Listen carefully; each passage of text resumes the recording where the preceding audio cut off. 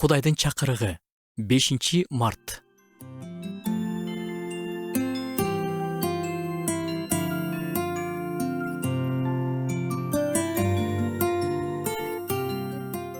Эгерде силер Машаяк менен кошо тирилсеңер, анда асмандагыга умтулгула.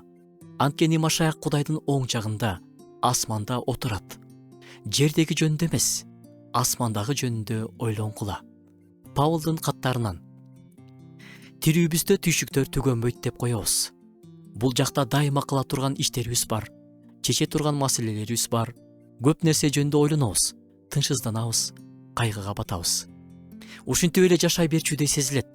Жашоо түгөнбөй эле улана берчүдөй сезилет. Өзгөчө жаштарга.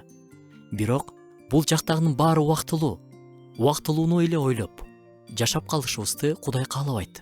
Жерде жүрүп да асмандагыны, жогорудагыны ойлоп жашашыбыз керек.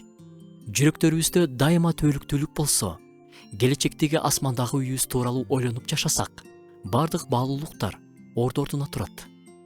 Жердегини издегендик бизди байлыкка, ийгиликке умтулууга, башкалар менен салыштырууга, адамдардан мактоо жана кабыл алууну издегенге түртөт.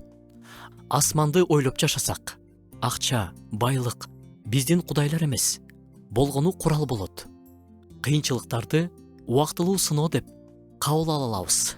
Ыйса айткан: байлыгыңар кайда болсо, жүрөгүңөр да ошол жерде болот. Асмандагыны издеп жашаган адам Кудайга чакканды издейт. Жердеги жашообуз кыйынчылыктарга толгон. Бирок аларды эле карап жашасак, тез эле көңүл чөгүп, үмүтсүздүккө келебиз.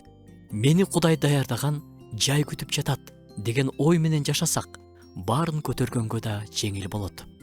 Павыл мындай дейт: башыбыздан өткөрүп жаткан убактылуу, анча оор эмес кыйынчылыктарыбыз түбөлүктүү даңкты эбегейсиз көп жаратат.